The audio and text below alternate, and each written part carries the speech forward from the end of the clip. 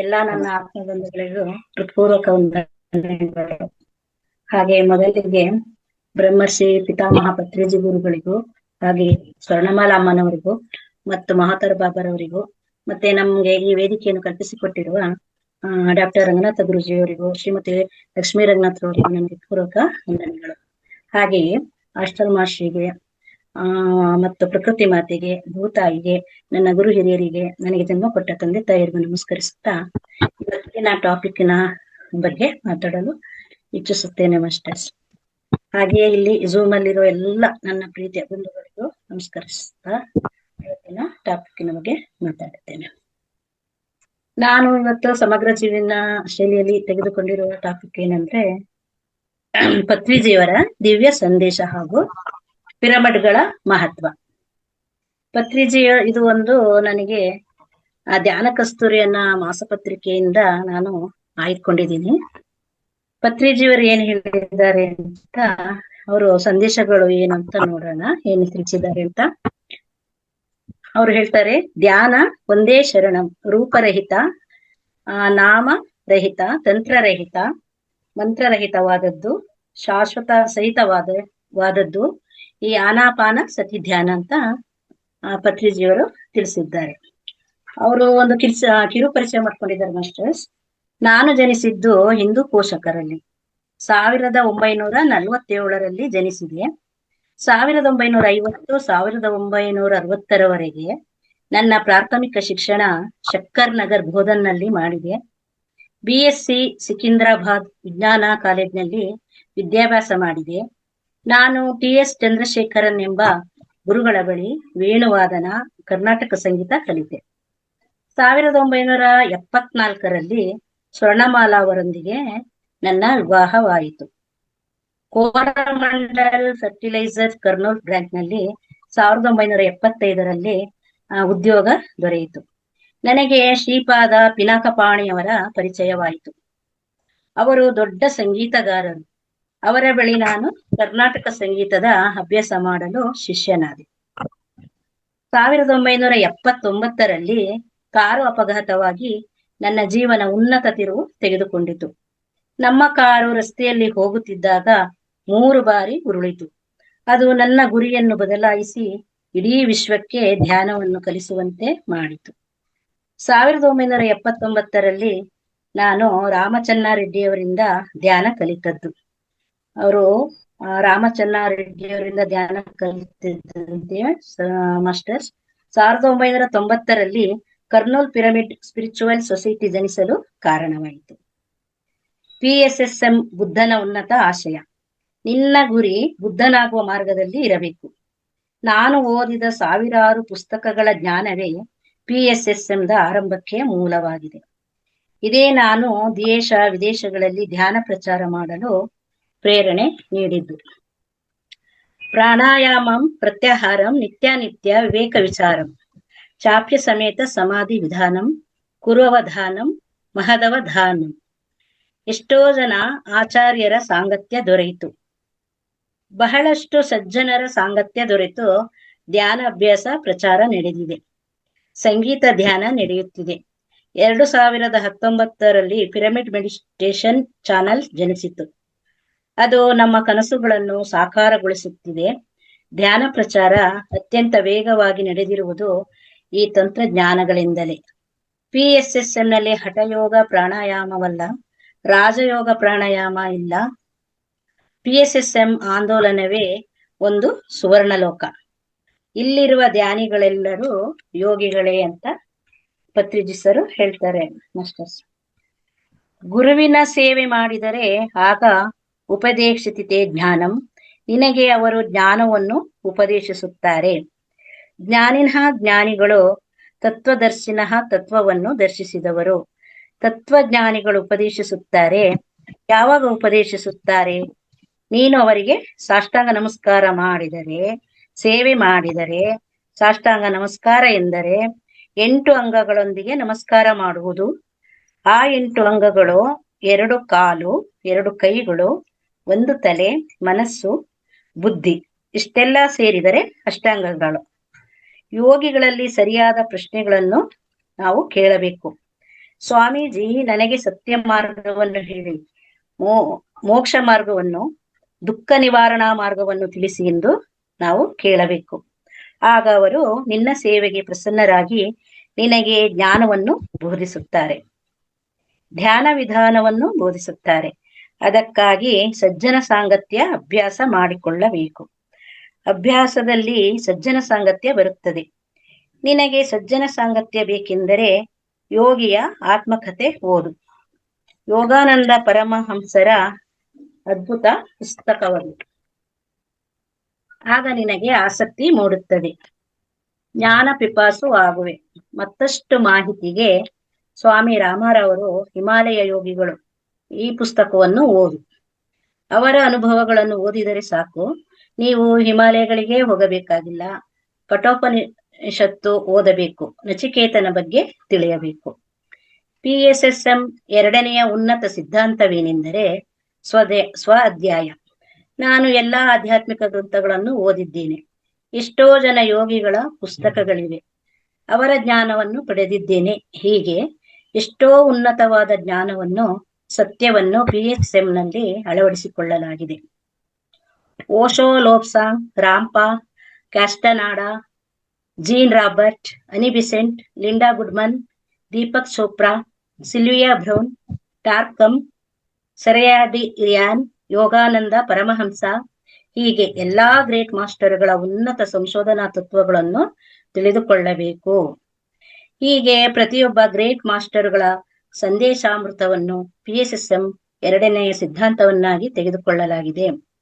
ಎಲ್ಲಾ ಪುಸ್ತಕಗಳನ್ನು ಓದಬೇಕು. ನಾನು ಆಧ್ಯಾತ್ಮಿಕ ಶಾಸ್ತ್ರಜ್ಞರ 1,00,000 ಪುಸ್ತಕಗಳನ್ನು ಓದಿದ್ದೇನೆ. ಎಲ್ಲರ ಧ್ಯಾನಾನುಭವಗಳನ್ನು ಕೇಳುವುದು, ಸಜ್ಜನ ಸಾಂಗತ್ಯ, ಅವರು ಧ್ಯಾನ ಜೀವನವನ್ನು ಅಳವಡಿಸಿಕೊಂಡ ಬಗೆಯನ್ನು ತಿಳಿದುಕೊಳ್ಳಬೇಕು. ಅವರಲ್ಲಿ ಯಾವುದು ಒಳ್ಳೆಯದು ಇರುತ್ತದೋ ಅದನ್ನು ನಾವು ಅಳವಡಿಸಿಕೊಳ್ಳಬೇಕು. ಪ್ರತಿಯೊಬ್ಬ ಧ್ಯಾನಿಯ ಅನುಭವ ಕೇಳಲೇಬೇಕು. ಏನು ಮಾಡಬೇಕು, ಏನು ಮಾಡಬಾರದು ಎನ್ನುವುದನ್ನು ನಾವೇ ನಿರ್ಧರಿಸಬೇಕು. PSSMನಲ್ಲಿರುವ ವೈಶಿಷ್ಟ್ಯತೆಯೇ ಕೇಳುವುದು. ಎಲ್ಲಾ ಧ್ಯಾನಿಗಳು VIP ಎಲ್ಲ ಅನುಭವವನ್ನು ಕೇಳಬೇಕು. ಅವರು ಯಾವಾಗ ಧ್ಯಾನಕ್ಕೆ ಬಂದರು, ಹೇಗೆ ಬಂದರು ಎಂದು ಕುತೂಹಲದಿಂದ ಕೇಳಿ ತಿಳಿಯಬೇಕು. ಪ್ರತಿ ವ್ಯಕ್ತಿಯ ಸತ್ವಾನ್ವೇಷಣೆ ಮುಖ್ಯವಾದದ್ದು. ಒಂದು ಜೇನ್ನೊಣ ಹೇಗೆ ಹೂವಿನಿಂದ ಮಕರಂದವನ್ನು ಸಂಗ್ರಹಿಸುತ್ತದೋ ಹಾಗೆ ಪ್ರತಿಯೊಬ್ಬ ಧ್ಯಾನಿಗಳಿಂದ ಅನುಭವವನ್ನು ಸಂಗ್ರಹಿಸಿಕೊಳ್ಳಬೇಕು. ಧ್ಯಾನ ಮಾಡುವುದರಿಂದ ಗಮನಿಸುವಿಕೆ ಶುರುವಾಗುತ್ತದೆ. ಪ್ರತಿ ವ್ಯಕ್ತಿಯನ್ನು, ಒಳಿತನ್ನು ಕೆಡುಕನ್ನು ಗಮನಿಸಿ ಅದರ ಲಾಭಗಳು, ಕಷ್ಟ ನಷ್ಟಗಳು, ಸುಖ ದುಃಖಗಳು ಗಮನಿಸಿ ನಮಗೆ ಏನು ಬೇಕೋ ಅದನ್ನು ಹಂಸಕ್ಷೀರ ನ್ಯಾಯದಂತೆ ತೆಗೆದುಕೊಳ್ಳುತ್ತೇವೆ ಅಂತ ಹೇಳಿದ್ದಾರೆ ಮಾಸ್ಟರ್ಸ್ ಪತ್ರಿಜಿಯವರು. ಹಾಗೆ ಪತ್ರಿಜಿಯವರು ಪಿರಮಿಡ್ಗಳ ಬಗ್ಗೆ ಮಹತ್ವ, ಅದ್ರ ಬಗ್ಗೆ ತಿಳಿಸಿದ್ದಾರೆ. ಅದನ್ನು ಹೇಳ್ತೇನೆ. ಭಾರತವು ಜಾತ್ಯತೀತ ದೇಶ. ಇಲ್ಲಿ ಎಲ್ಲರಿಗೂ ಜೀವಿಸುವ ಅವಕಾಶವಿದೆ. ಎಲ್ಲರೂ ಸಹಜೀವನ ನಡೆಸಬಹುದು. ಅವ್ರು ಹೇಳೋದು ಯಾವ ಜಾತಿಯ, ಈ ಜಾತಿಯ ಆ ಜಾತಿ ಅನ್ನಂಗಿಲ್ಲ, ಎಲ್ಲ ಜಾತಿಯವರಿಗೂ ಪಿರಮಿಡ್ ಅಲ್ಲಿ ಅವಕಾಶವಿದೆ ಅಂತ ತಿಳಿಸ್ತಾರೆ. ಪಿರಮಿಡ್ ಜಾತಿಗೆ ಅತೀತವಾದ ಚಿಹ್ನೆ ವೈಜ್ಞಾನಿಕತೆಯ ಚಿಹ್ನೆ. ಪಿರಮಿಡ್ ಎಲ್ಲಾ ಜಾತಿಗಳನ್ನು ಒಗ್ಗೂಡಿಸುತ್ತದೆ. ಇದು ಯಾವುದೇ ಜಾತಿಗೆ ಸಂಬಂಧಿಸಿದ ಕಟ್ಟಡವಲ್ಲ. ಇದು ಒಂದೇ ಜಾತಿಗೆ ಸೀಮಿತವಾಗಿಲ್ಲ ಅಂತ ಅರ್ಥ. ಇದು ಧ್ಯಾನಕ್ಕೆ ಅನುಕೂಲವಾಗುವ ಎಲ್ಲ ಜಾತಿಯ ಜನರು ಸೇರಿ ಧ್ಯಾನ ಮಾಡುವ ಶಕ್ತಿಯುತ ಸ್ಥಳವಾಗಿದೆ. ಶಕ್ತಿಯುತವಾದ ಧ್ಯಾನ ಕೇಂದ್ರ ಸ್ಥಳವಾಗಿದೆ. ಅಲ್ಲಿ ಇರುವವರೆಲ್ಲ ಬರುವ ಧ್ಯಾನಿಗಳ ಕುಲ, ಮತ, ಜಾತಿಗಳು ಯಾವುದು ಎಂದು ಯಾರು ಪ್ರಶ್ನಿಸುವುದಿಲ್ಲ. ಈಜಿಪ್ಟ್ನಲ್ಲಿ ಕಟ್ಟಿರುವ ಮಹಾಪಿರಮಿಡ್ ಧ್ಯಾನಕ್ಕಾಗಿಯೇ. ಆದರೆ ಅಲ್ಲಿಯ ರಾಜರು ಅದನ್ನು ಶವಗಳ ಸಂರಕ್ಷಣೆಗಾಗಿ ಬಳಸಿದರು. ಅವರು ಶರೀರದ ವ್ಯಾಮೋಹಕ್ಕಾಗಿ ಅವುಗಳನ್ನು, ರಾಸಾಯನಿಕಗಳನ್ನು ಬಳಸಿ ಮುಂದಿನ ಪೀಳಿಗೆಗಾಗಿ ಅದನ್ನು ಸಂರಕ್ಷಿಸಿದರು. ಅವರು ಧ್ಯಾನಕ್ಕೆ ಅಂತ ಕಟ್ಟಿರೋದನ್ನ ಮುಂದಿನ ಪೀಳಿಗೆಗೆ ರಾಸಾಯನಿಕ ಎಲ್ಲ ಹಾಕಿ ಇಟ್ಕೊಂತಿದ್ರಂತೆ. ನಾವು ಶರೀರದ ಮೇಲಿನ ಆಸೆಯನ್ನು ಬಿಟ್ಟು ಆತ್ಮೋದ್ಧಾರಕ್ಕಾಗಿ ಪಿರಮಿಡ್ ಬಳಸಿ ಎಂದು PSSMಗೆ ಹೇಳುತ್ತದೆ. ಶರೀರದ ಮೇಲೆ ವ್ಯಾಮೋಹ ಬಿಡಬೇಕು. ಆತ್ಮದ ಮೇಲೆ, ಚೈತನ್ಯದ ಮೇಲೆ, ಪ್ರಜ್ಞೆಯ ಮೇಲೆ ಗಮನ ಹರಿಸಬೇಕು. ಅದಕ್ಕಾಗಿ ಶ್ರಮಿಸಬೇಕು. ಎಲ್ಲಿ ಪಿರಮಿಡ್ ಇಲ್ಲವೋ ಆ ಸ್ಥಳದಲ್ಲಿ ಪಿರಮಿಡ್ ಇರುವಂತೆ ಊಹಿಸಿಕೊಂಡು ಧ್ಯಾನಕ್ಕೆ ಕುಳಿತರೆ ಶಕ್ತಿ ಬರುತ್ತದೆ. ಆದರೆ ವಿಶೇಷವಾಗಿ ಪಿರಮಿಡ್ನಲ್ಲಿಯೇ ಕುಳಿತು ಧ್ಯಾನ ಮಾಡಿದರೆ 3 ಪಟ್ಟು ಅಧಿಕವಾಗಿ ವಿಶ್ವಶಕ್ತಿ ಬರುತ್ತದೆ. ಪಿರಮಿಡ್ ಭೂತ ಕನ್ನಡಿ ಇದ್ದಂತೆ. ಎಲ್ಲಾ ಕಡೆ ಸೂರ್ಯರಶ್ಮಿ ಇರುತ್ತದೆ, ಶಕ್ತಿ ಇರುತ್ತದೆ. ಸೂರ್ಯನ ಕಿರಣಗಳು ಹಾಗೆ ಸುಮ್ಮನೆ ಕಾಗದವನ್ನು ಸುಡುವುದಿಲ್ಲ. ಭೂತಗನ್ನಡಿಯಿಂದ ಹಾದು ಕೇಂದ್ರದಲ್ಲಿ ಒಗ್ಗೂಡಿದ ಕಿರಣಗಳು ಬೆಂಕಿಯನ್ನು ಸೃಷ್ಟಿಸಿ ಕಾಗದವನ್ನು ಸುಡುತ್ತದೆ. ಹಾಗೆಯೇ ವಿಶ್ವಶಕ್ತಿ ಎಂಬುದು ಎಲ್ಲ ಕಡೆ ಇದ್ದರೂ ಅದನ್ನು ಹಾಗೇ ಸುಮ್ಮನೆ ತೆಗೆದುಕೊಳ್ಳಲಾಗದು. ಧ್ಯಾನ ಮಾಡಿ ಮನಸ್ಸು ಶೂನ್ಯಗೊಳಿಸಿದಾಗ ವಿಶ್ವಶಕ್ತಿಯನ್ನು ತೆಗೆದುಕೊಳ್ಳುತ್ತೇವೆ.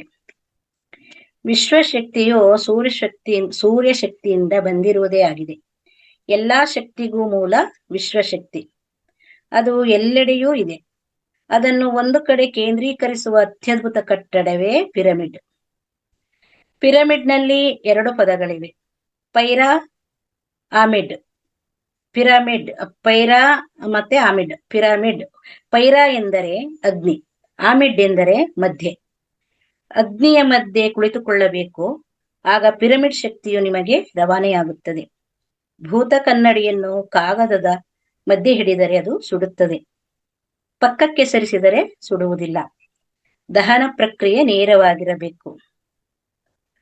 ಮತ್ತೆ ಪಿರಮಿಡ್ ಯಾವ ತರಹ ಹೇಗೆ ಇರಬೇಕು ಅಂತನೂ ಪತ್ರಿಜಿ ಸರ್ ತಿಳಿಸಿದ್ದಾರೆ. ಪಿರಮಿಡ್ 51 ಡಿಗ್ರಿ 52 ನಿಮಿಷಗಳ ಕೋನದಲ್ಲಿ ಇರಬೇಕು. ಕಾಂಪಾಸ್ ತೆಗೆದುಕೊಂಡು ಉತ್ತರ ದಕ್ಷಿಣ ದಿಕ್ಕುಗಳಿಗೆ ಕರಾರುವಕ್ಕಾಗಿ ಇರುವಂತೆ ಪಿರಮಿಡ್ ಅನ್ನು ವ್ಯವಸ್ಥೆಗೊಳಿಸಿದರೆ, ಪಿರಮಿಡ್ಡಿನ ಕೋನ ಸರಿಯಾಗಿದ್ದರೆ ತುದಿಯಲ್ಲಿ ಒಂದು ಕ್ರಿಸ್ಟಲ್ ಇಟ್ಟರೆ ಆ ತುದಿಯಲ್ಲಿ ಶಕ್ತಿಯು ಕೇಂದ್ರೀಕೃತವಾಗಿ ಇಡೀ ಪಿರಮಿಡ್ ಮೂಲೆಗಳನ್ನು ವಿಶ್ವಶಕ್ತಿಯು ಆವರಿಸುತ್ತದೆ. ಪಿರಮಿಡ್ನಲ್ಲಿ ಹಲವಾರು ಘನವಸ್ತು ದ್ರವ್ಯ ಪದಾರ್ಥಗಳನ್ನಿಟ್ಟು ಪರೀಕ್ಷೆ ಮಾಡಲಾಗಿದೆ. ರಾತ್ರಿ ಇಡೀ ಪಿರಮಿಡ್ನಲ್ಲಿ ನೀರನ್ನು ಇಟ್ಟು ಅದನ್ನು ಬೆಳಿಗ್ಗೆ ಕುಡಿದರೆ ಆ ನೀರು ಬಹಳಷ್ಟು ಶಕ್ತಿಯಿಂದ ಕೂಡಿರುತ್ತದೆ. ಹಣ್ಣು ಹಂಪಲುಗಳನ್ನು ಇರಿಸಿ ಬಳಸಿದಾಗ ಅವು ಹೆಚ್ಚು ದಿನಗಳು ತಾಜಾತನದಿಂದ ಕೂಡಿರುತ್ತವೆ. ನನಗೆ ಒಮ್ಮೆ the secret power of pyramid ಎಂಬ ಪುಸ್ತಕ ಸಿಕ್ಕಿತು. ಅದನ್ನು ಓದಿ ನಾನೇ ಕೆಲವು ಪಿರಮಿಡ್ಗಳನ್ನು ಮಾಡಿ ಪ್ರಯೋಗ ಮಾಡಿದೆನು. ಪತ್ರಿಜಿ ಸರ್ರೇ ಪ್ರಯೋಗ ಮಾಡಿದ್ರಂತೆ, ಅದನ್ನೇ ಹೇಳ್ತಾ ಇದ್ದಾರೆ. ಹಣ್ಣು ತರಕಾರಿ ಇರಿಸಿದೆನು. ಪಿರಮಿಡ್ ಒಳಗೆ ಇರಿಸಿದಾಗ ತರಕಾರಿ 30 ದಿನಗಳು ಬಾಳಿಕೆ ಬಂತು. ಹೊರಗೆ ಇರಿಸಿದ ಬದನೆಕಾಯಿ 2 ದಿನಗಳಿಗೆ ಕೊಳೆತು ಹೋಗಿತ್ತು. ಪಿರಮಿಡ್ 3ನೇ ಒಂದು ಎತ್ತರದಲ್ಲಿ ಕಿಂಗ್ಸ್ ಚೇಂಬರ್ ಎಂಬ ಸ್ಥಳವಿರುತ್ತದೆ. ಅಲ್ಲಿ ಒಂದು ಅಡ್ಡ ಕಟ್ಟೆ ಇರುತ್ತದೆ. ಅಲ್ಲಿ ಮಲಗಿಕೊಂಡರೆ ಸ್ವಲ್ಪ ಕಾಲದಲ್ಲಿಯೇ ನಮ್ಮ ಭೌತಿಕ ಶರೀರದಿಂದ ಸೂಕ್ಷ್ಮ ಶರೀರ ಬೇರ್ಪಡುತ್ತದೆ. ಹೊರಗೆ ಕುಳಿತು ಧ್ಯಾನ ಮಾಡುವಾಗ ಶೂನ್ಯ ಸ್ಥಿತಿ, ಧ್ಯಾನ ಸ್ಥಿತಿ ಅಥವಾ ಸಮಾಧಿ ಸ್ಥಿತಿಗೆ ತಲುಪಲು 3/4 ಗಂಟೆ ತೆಗೆದುಕೊಳ್ಳುತ್ತದೆ ಎಂದಾದರೆ, ಪಿರಮಿಡ್ನ ಒಳಗೆ ಕುಳಿತು ಮಾಡುವ ಧ್ಯಾನದಲ್ಲಿ 5 ನಿಮಿಷಕ್ಕೆ ಅಂತಹ ಶೂನ್ಯ ಸ್ಥಿತಿ ಏರ್ಪಡುತ್ತದೆ. ಪಿರಮಿಡ್ ಯಾವ ವಸ್ತುವಿನಿಂದ ಮಾಡಬೇಕು ಎಂದು ಕೇಳುತ್ತಾರೆ.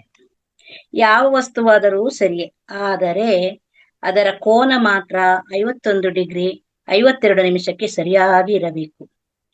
ಮರ, ರಟ್ಟು, ಪ್ಲಾಸ್ಟಿಕ್, ಫೈಬರ್, ಕಬ್ಬಿಣ, ತಗಡು, ಸಿಮೆಂಟ್ ಇತ್ಯಾದಿ ಯಾವುದೇ ವಸ್ತುವಿನಿಂದ ಪಿರಮಿಡ್ ಅನ್ನು ನಿರ್ಮಿಸಿದರೂ ಸಮಾನಾದ ಶಕ್ತಿಯು ಆಕರ್ಷಿತಗೊಳ್ಳುತ್ತದೆ.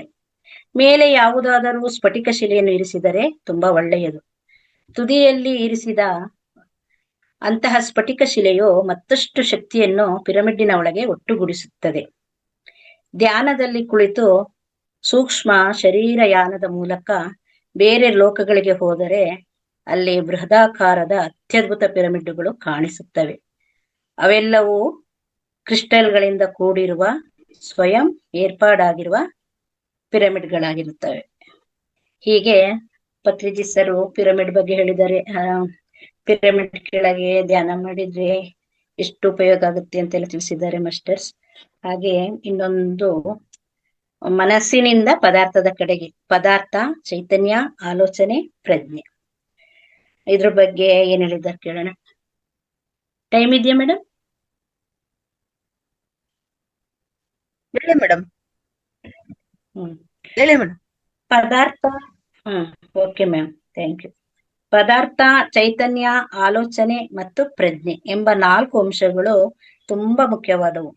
ಪ್ರಜ್ಞೆಯು ಇವೆಲ್ಲದರ ತಳಹದಿ. ಪ್ರಜ್ಞೆ ಎಂಬುದು ನಮ್ಮೆಲ್ಲ ಆಲೋಚನೆಗಳ ಮತ್ತು ಚೈತನ್ಯದ ಮೂಲ.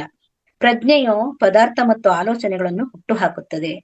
ನಿಮ್ಮ ಆಲೋಚನೆಯಲ್ಲಿ ನಿರ್ಮೂಲನೆ ಆಗುವುದೋ ಅಲ್ಲಿ ನಿಮ್ಮ ಆಲೋಚನೆಗಳು ನಿರ್ದೇಶಿಸಲ್ಪಡುತ್ತವೆ. ಅಲ್ಲಿ ಶಕ್ತಿಯು ನಿರ್ದೇಶಿಸಲ್ಪಡುತ್ತದೆ. ಅಲ್ಲಿ ಉತ್ಪತ್ತಿಯಾಗುವ ಶಕ್ತಿಯು ವಸ್ತುವಾಗಿ ರೂಪಾಂತರಗೊಳ್ಳುತ್ತದೆ. ಇದು ಒಂದು ಸೂತ್ರ ಸಮೀಕರಣ. ಪದಾರ್ಥವು ಶಕ್ತಿಯಿಂದ, ಶಕ್ತಿಯು ಆಲೋಚನೆಯಿಂದ ಅರಿವು. ಶಕ್ತಿಯಿಂದ ಶಕ್ತಿಯು ಆಲೋಚನೆಯಿಂದ ಅರಿವು, ಪ್ರಜ್ಞೆಯು ಮೂಡುತ್ತದೆ. ನಾವೆಲ್ಲರೂ ಜನ್ಮತಃ ಸ್ವಭಾವತಃ ಅರಿವಿನಿಂದ ಕೂಡಿದ್ದೇವೆ. ವಿಶೇಷವಾಗಿ ಪ್ರಜ್ಞೆಯನ್ನು ನಾವು ಪಡೆಯುವುದು ಎಂಬುದು ಇರುವುದಿಲ್ಲ. ಹಾಗಾದರೆ ನಾವು ವಿಶೇಷವಾಗಿ ಏನನ್ನು ಹೊಂದಬೇಕು? ನಾವು ಸರಿಯಾದ ಪದಾರ್ಥ, ಸರಿಯಾದ ಆಲೋಚನೆ ಮಾಡಬೇಕು. ಸರಿಯಾದ ಆಲೋಚನೆ ಮಾಡಿದರೆ ನಾವು ಸರಿಯಾದ ಚೈತನ್ಯವನ್ನು ಸೆಳೆಯಲು ಯಶಸ್ವಿಯಾಗುತ್ತೇವೆ. ಸರಿಯಾದ ಶಕ್ತಿಯಿಂದ ನಾವು ಸರಿಯಾದ ಪದಾರ್ಥದತ್ತ ಸೆಳೆಯಲ್ಪಡುತ್ತೇವೆ. ಸರಿಯಲ್ಲದ ಆಲೋಚನೆಗಳು ನಕಾರಾತ್ಮಕ ಶಕ್ತಿಗೆ, ಅನಾರೋಗ್ಯಗಳಿಗೆ ಕಾರಣವಾಗುತ್ತದೆ. ಸರಿಯಾದ ಆಲೋಚನೆ ಸರಿಯಾದ ಚೈತನ್ಯ, ಸರಿಯಾದ ಪದಾರ್ಥಗಳನ್ನು ನೀಡುತ್ತದೆ. ಹಾಗಾಗಿ ಆಲೋಚನೆಯು ತಳಹದಿ. ಆಲೋಚನೆ ಎಂಬುದು ಪ್ರಜ್ಞೆಯ ಕಾರ್ಯವಾಗಿದೆ. ನಾವು ಜನ್ಮತಃ ಸ್ವಭಾವತಃ ವಾಸ್ತವವಾಗಿ ನಾವೆಲ್ಲರೂ ಪ್ರಜ್ಞೆಯನ್ನು ಹೊಂದಿದ್ದೇವೆ. ಅದೇ ಸರಿಯಾದ ಪದಾರ್ಥ ಮತ್ತು ಆಲೋಚನೆ. ಜನರು ಸರಿಯಲ್ಲದ ನೆಗೆಟಿವ್, ವಿನಾಶಕಾರಿ, ಹಾನಿಕಾರಕ ಆಲೋಚನೆಗಳನ್ನು ಮಾಡುವುದನ್ನೇ ಗುರಿಯಾಗಿಸಿಕೊಂಡಿರುತ್ತಾರೆ. ಅದು ನಮ್ಮ ಆರೋಗ್ಯಕ್ಕೆ ಮತ್ತು ಇತರರ ಆರೋಗ್ಯಕ್ಕೆ ಹಾಗೂ ಪ್ರಾಣಿಗಳಿಗೆ, ಪಕ್ಷಿಗಳಿಗೆ, ಜಲಚರಗಳಿಗೆ ಮಾರಕವಾಗಿರುತ್ತದೆ. ಮೇಡಮ್ ಇಷ್ಟು ಪತ್ರಿಜೋರ್ ಬಗ್ಗೆ ಇನ್ನೊಂದ್ಸಲ ತಗೊಂತೀನಿ. ಇನ್ನು ಅವರು ಇದಾವೆ ಸಂದೇಶ. ಇಷ್ಟು ಹೊತ್ತು ಎಲ್ಲರೂ ಆಲಿಸಿದ್ದಕ್ಕೆ ಧನ್ಯವಾದಗಳು. ನನಗೆ ಅವಕಾಶ ಕೊಟ್ಟಿದ್ದಕ್ಕಾಗಿ ಧನ್ಯವಾದಗಳು ಮೇಡಮ್. ಮತ್ತೆ ನಮ್ಮ ರಂಗನಾಥ್ ಗುರುಜಿಯವರಿಗೂ, ಈ ವೇದಿಕೆ ಕಲ್ಪಿಸಿಕೊಟ್ಟ ರಂಗನಾಥ್ ಗುರುಜಿಯವರಿಗೂ ಅನಂತ ಹೃತ್ಪೂರ್ವಕ ವಂದನೆಗಳು. ಧನ್ಯವಾದಗಳು ಮೇಡಮ್.